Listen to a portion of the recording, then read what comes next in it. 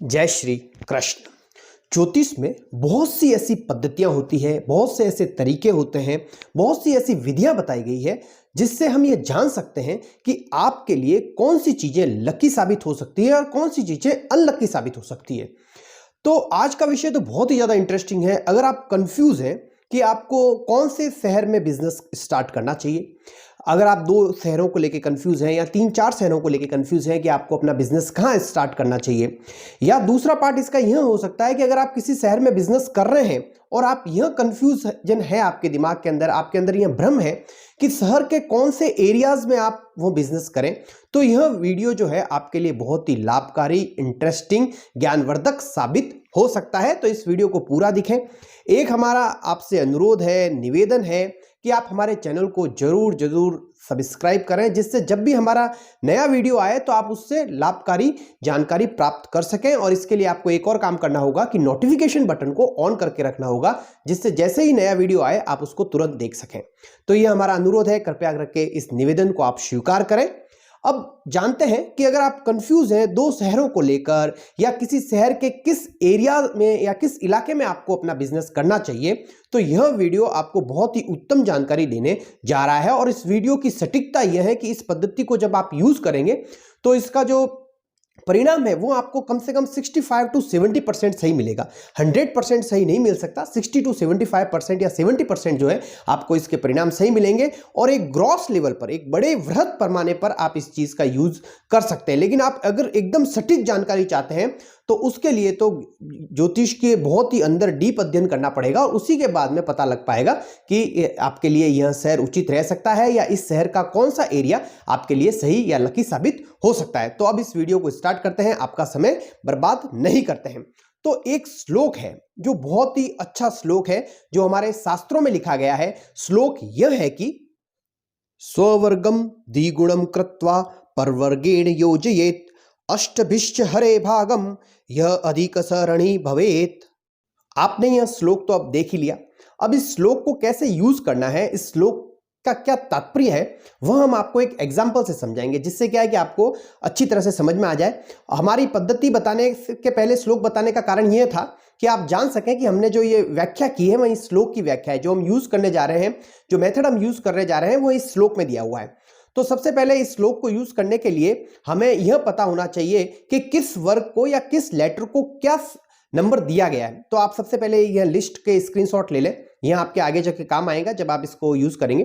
तो यहां पर लिस्ट आ रही है, लिस्ट के अंदर जैसे आप देखें तो अ, ई, उ, ए, इनको 1 नंबर से बताया गया है कि जब भी जहां पर भी, जैसे कि आपका नाम है आनंद, तो आपका नाम कहां से शुरू हो रहा है? अ से शुरू हो रहा है, तो आपके लिए जो नंबर यूज किया जाएगा वह नंबर 1 यूज किया जाएगा।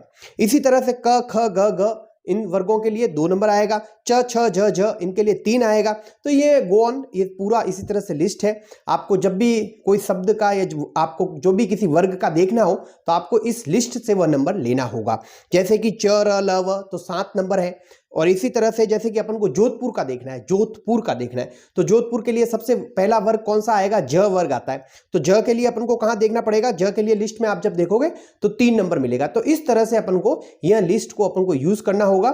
तो इस लिस्ट का स्क्रीनशॉट लेकर या इसको किसी कागज पेन पर आप लिख लें, जिससे जब आप गणना करें तो आपको आसानी रहे। अब मैंने आपको श्लोक बता दिया, किस वर्ण के लिए कौन सा नंबर यूज करना है, वह लिस्ट आपको बता दी। अब हम इसको एक एग्जाम्पल से समझेंगे कि यह काम हमको कैसे करना है, तो जिससे क्या है हमको समझने में आसानी रहेगी। तो हम एग्जाम्पल, बहुत अच्छा एग्जाम्पल ले रहे हैं, बहुत बड़ा एग्जाम्पल ले रहे हैं। एग्जाम्पल यह है कि धीरू भाई अंबानी जी ने जब अपना बिजनेस शुरू किया था तो अपनी जो पहली फैक्ट्री लगाई थी विमल की, वह कहां पर लगाई थी? वह लगाई थी अहमदाबाद में। तो क्या अहमदाबाद से उन्हें फायदा था या नहीं था? तो अपन चेक करने जा रहे हैं कि धीरू भाई अंबानी जी को अहमदाबाद से फायदा था या नहीं था। तो अब इसको अपन किस तरह से करेंगे? हम एक साइड में धीरू भाई अंबानी जी का नाम लिखेंगे, जैसे यहां पर आपको दिख रहा होगा, लिखा हुआ है धीरू भाई अंबानी जी, और दूसरी साइड में अपन लिखेंगे अहमदाबाद। लिख लिया। अब धीरू भाई अंबानी जी कहां से स्टार्ट होता है? ध से शुरू होता है, तो इसके नीचे ध लिखा हुआ है। नेम कहां से स्टार्ट होता है वो सबसे ज्यादा इंपॉर्टेंट माना जाएगा इस पद्धति के अंदर। तो ध से शुरू होता है धीरू भाई अंबानी जी, इस वजह से ध लिखा। अहमदाबाद कहां से शुरू होता है? अ से शुरू होता है, इस वजह से अ लिखा। तो अपन ने एक साइड में धीरूभाई अंबानी जी लिखा, एक साइड में अहमदाबाद लिखा, और ध के नीचे, इस धीरूभाई अंबानी जी के नीचे ध लिखा और अहमदाबाद के नीचे अ लिखा। क्लियर। अब अपन उस लिस्ट के अंदर देखेंगे, जो लिस्ट मैंने पहले आपको दी है, कि ध नंबर के लिए कौन सा नंबरिकल वैल्यू आएगी, ध कहां पर आता है, ध के लिए कौन सा नंबर यूज करना है। तो आपको लिस्ट दिख रही होगी, लिस्ट में ध के लिए हम 5 नंबर यूज करते हैं, 5। तो आपको समझ में आ गया होगा यह 5 नंबर कहां से आया, ध के लिए 5 नंबर है। इसी तरह से जब हम उस लिस्ट में चेक करेंगे तो अ के लिए जो नंबर है वह है 1, 1 नंबर। तो इसी वजह से अहमदाबाद अ और 1 नंबर, 1 नंबर लिखा। अब यहां तक क्लियर हो गया। बहुत ही सिंपल है ये चीज। एक साइड में आपका नाम लिखो, एक साइड में सिटी का नाम लिखो।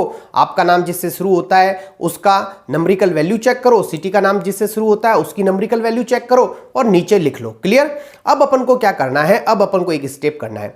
जैसे अपन ने लिखा 5, अब अपन क्या करेंगे, 5 को डबल करेंगे। क्यों करेंगे, क्योंकि उस श्लोक के अनुसार चल रहे हैं। तो आपने नाम लिखा, नाम के नीचे नंबर लिखा और नंबर को डबल कर दो। क्यों, क्योंकि यह पद्धति है, इसमें ऐसा करते हैं। तो अपन को 5 को डबल किया तो कितना हो गया, 10। तो इसी वजह से 5 के नीचे हमने 10 लिख लिया। और इसी तरह से 1 जो है, अहमदाबाद के नीचे 1 है, इसको भी अपन डबल करेंगे। तो 1 का डबल करेंगे तो 2। तो आपको यह स्टेप भी क्लियर हो गया होगा कि पहले 5 है और फिर 10 है एक साइड में, और दूसरी साइड में पहले 1 है और उसके बाद में 2 है। ये 2 कहां से आया, 10 कहां से आया, कि डबल करते हैं। जो जिसके 1 का नंबर होता है उसको अपन डबल करते हैं। तो यहां तक क्लियर हो गया। अब अपन को क्या करना है, अब एक स्टेप बहुत ही ज्यादा इंपॉर्टेंट स्टेप है कि अब इसमें कुछ ऐड करना है, क्योंकि जिसका चेक करना है उसका भी कुछ असर आना चाहिए, तो उसका कुछ ना कुछ ऐड करना है। तो क्या करना है, वह श्लोक यह कहता है कि पहले खुद का नंबर लिखो, खुद के वर्ण का नंबर लिखो, फिर उसको डबल कर दो, फिर सामने वाले का ऐड कर दो। तो यहां पर आपने देखा होगा, तो हमने 10 में 1 ऐड किया। तो ये 1 कहां से आया, ये 1 जो है अहमदाबाद का है। तो ये अ से शुरू हो रहा था, तो यहां 10 + 1 कर दिया, तो अब हमारे पास में वैल्यू हो गई 11। तो यहां एक साइड की वैल्यू होगी। तो जैसे अपन ने 1 ऐड किया इस साइड में, तो उस साइड में अपन क्या करेंगे, उस साइड में भी अपन धीरूभाई अंबानी जी वाला नंबर ऐड करेंगे। तो उसमें अपन क्या ऐड करेंगे, 5 ऐड करेंगे। तो वहां पे से 2 पहले से था, फिर अपन ने उसको 5 ऐड किया, तो कितना हो गया, 7 हो गया। तो मेरे हिसाब से यहां तक क्लियर हो गया होगा कि एक साइड में 11 है और दूसरे साइड में 7 है, तो वह कैसे आया। यह कैलकुलेशन है, और यह कैलकुलेशन अपन ने क्यों की है, उस श्लोक के हिसाब से अपन ने यह कैलकुलेशन की है। उस श्लोक में यह कहा गया है कि खुद का वर्ण का नंबर देखो, उसको डबल कर दो और सामने वाले का ऐड कर दो। तो यह प्रोसीजर अपन ने फॉलो किया है। अब आपको समझ में आ गया होगा कि यह बहुत ही सिंपल प्रोसीजर है, आप इतना कर दें। इतना करने के बाद में अब क्या करना है, तो अब का स्टेप बहुत ज्यादा इंपॉर्टेंट है। अब अपन ने एक साइड में जैसे 11 लिखा हुआ है, दूसरी साइड में जैसे 7 लिखा हुआ है। अब इसके अंदर उस श्लोक में एक शब्द आता है अष्ट। तो इसका मतलब यह होता है कि अपन को 8 का भाग देना है, 8 का भाग देना है, 8 से डिवाइड करना है। इन दोनों को जो है 8 से डिवाइड करेंगे। तो ये 8 से डिवाइड करने की क्यों करते हैं, हमेशा 8 से ही डिवाइड करेंगे। ये नियम है कि डिवाइड 8 से ही किया जाएगा। इट्स 8 का या जो 8 का जो है, न तो धीरूभाई अंबानी जी से कोई लेना देना है, न अहमदाबाद से लेना देना है। यह एक मेथड है, इसमें हमेशा डिवाइड जो किया जाएगा वह 8 से ही किया जाएगा। तो इस वजह से अब अपन इन दोनों को 8 से डिवाइड करेंगे। तो अपन को 11 को 8 से डिवाइड करेंगे और 7 को 8 से डिवाइड करेंगे। एक में 11/8 लिखा है, दूसरी साइड में 7/8 लिखना है। अब ठहर जाओ, आपने इतना काम कर दिया। अब आपको क्या करना है, यह सबसे ज्यादा इंपॉर्टेंट है। जब अपन, आप यहां तक समझ गए, अब अपन को 8 से डिवाइड करना है। तो जो शेषफल बचता है, तो इस रिमाइंडर से ही पता लगेगा कि आपको फायदा होगा या नुकसान होगा। अगर आपका रिमाइंडर कम है और सामने वाले का अंक ज्यादा है, या शहर का अंक ज्यादा है, आपका रिमाइंडर कम है, शहर का रिमाइंडर ज्यादा है, तो इसका मतलब यह है कि आपको फायदा है। अगर आपका रिमाइंडर ज्यादा है, शहर का रिमाइंडर कम है, तो इसका मतलब है आपको नुकसान हो सकता है। और इस प्रोसीजर की जो एक्यूरेसी है वह 60 to 70% एक्यूरेसी रहती है। 100% एक्यूरेसी इस मेथड में नहीं रह सकती, यह आपको पता होगा। यह मैं आपको बता देता हूं कि 100% एक्यूरेसी नहीं है, इसके अंदर 60 से 70% एक्यूरेसी रहेगी, क्योंकि बहुत सी दूसरी चीजें भी होती है जो हमें पता करनी होती है। और अगर हमें सटीक रिजल्ट चाहिए, 90% के पास या 90 से 95% रिजल्ट चाहिए, तो हमें पूरी ज्योतिषीय गणनाएं करनी पड़ती है। आपकी कुंडली का अध्ययन करना होता है। जो आप बिजनेस करने जा रहे हो वो आपको फायदेमंद रहेगा नहीं रहेगा, आपकी दशा, महादशा, अंतरदशा क्या कहती है, न्यूमरोलॉजिकल वैल्यूज क्या कहती हैं, यह सब गणनाएं भी बहुत बड़ी अहमियत रखती है। तो यह वीडियो एक ग्रॉस पैमाने पर ले सकते हैं कि भाई 60 से 65% तक यह आपको सटीक गणनाएं दे सकता है और आप यह पता लगा सकते हैं अगर आप कंफ्यूज हैं कि आपको इस शहर में बिजनेस करें या किसी दूसरे शहर में बिजनेस करें तो कौन सा शहर आपके लिए विशेष फायदेमंद रहेगा, तो इस मेथड का यूज करके आप उसका पता लगा सकते हैं। दूसरा, अगर आप एक ही शहर में बिजनेस कर रहे हैं और आप चाहते हैं कि आपको दो एरिया में कंफ्यूजन है कि जैसे जोधपुर है, जोधपुर के अंदर दो एरिया, जैसे एक तो जालोरी गेट हो गया, एक सरदारपुरा हो गया, और आप चेक करना चाहते हैं कि आपको जालोरी गेट में बिजनेस करना है या सरदारपुरा में बिजनेस करना है, तो आप यह प्रोसीजर अप्लाई कर सकते हैं। लेकिन एक चीज याद रखना, सेम अपॉर्चुनिटी हो तब, तो आप उसमें देखें कि कहां आपको जालोरी गेट में ज्यादा फायदा नजर आ रहा है या सरदारपुरा में ज्यादा फायदा नजर आ रहा है, तो आप अपना रिमाइंडर चेक करें। अगर आपका रिमाइंडर कम है तो जहां कम है वहां आपको फायदा है, सामने वाले का ज्यादा होना चाहिए, इस बात का ध्यान रखना। अब एक सिंपल तरीके से मैं इस प्रोसीजर को रिपीट कर लेता हूं जिससे आपको समझने में आसानी हो। क्या करना है, मैंने आपको एक लिस्ट दे रखी है, सबसे पहले उस लिस्ट को नोट करके रख दें या उसका स्क्रीनशॉट ले लें। उसके बाद में अपना एक साइड में नाम लिख लें और दूसरी साइड में शहर का नाम लिख लें या उस शहर के उस एरिया के नाम लिख लें जहां बिजनेस करना चाहते हैं। और उसके बाद में आपका नाम जिस शब्द जहां से स्टार्ट होता है, जैसे आपका नाम ए से शुरू होता है तो ए लिख लें या अ लिख लें, और सामने वाला जैसे स से शुरू होता है तो वहां स लिख लें, और फिर जाके वर्ण का नंबर लिस्ट में चेक कर लें।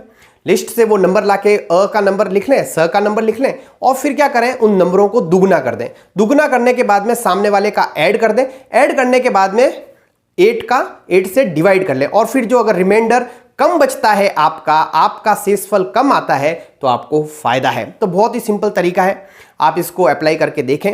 और अगर आपको लगता है कि इस प्रोसीजर को अप्लाई करने के बाद में आपको फायदा नहीं हो रहा है और आपका रिमाइंडर ज़्यादा बच रहा है, तो आपको क्या उपाय करने चाहिए, तो इनके बारे में मैं एक नेक्स्ट वीडियो लेके आऊँगा। अगर बहुत सारे कमेंट आएंगे कि आप हमें उपाय बताइए, अगर इस तरह से सेटिस्फाइड नहीं हो रहा है, हमारा रिमाइंडर ज़्यादा आ रहा है, तो हमें क्या करना चाहिए, हमें नाम में क्या परिवर्तन करने चाहिए, तो इसके लिए अगर कमेंट बॉक्स में अच्छे कमेंट आएंगे, अगर आप अपनी जिज्ञासा प्रदर्शित करेंगे, तो मेरा नेक्स्ट वीडियो बहुत ही जल्दी इस विषय पर आपको मिलेगा। उम्मीद करता हूँ कि आपको यह जो वीडियो है बहुत ही अच्छा लगा होगा, यह जानकारी बहुत ही उत्तम लगी होगी। बस एक ही निवेदन रहता है, हमारे चैनल को लाइक करें, सब्सक्राइब करें और अपने मित्रों के साथ शेयर करें जिससे वह भी ज्योतिष का फायदा उठा सकें। जय श्री कृष्ण।